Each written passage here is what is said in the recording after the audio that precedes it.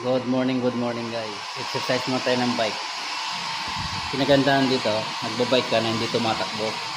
At kung gusto mo naman na medyo mabigat yung padjak, i-preno mo lang to, i-brake para yung doon pipigilan nung kulay puti na yun. So like example, paahon. So mararamdaman mo yung sipa. Ayan o, i-brake mo lang yun, tapos titigas.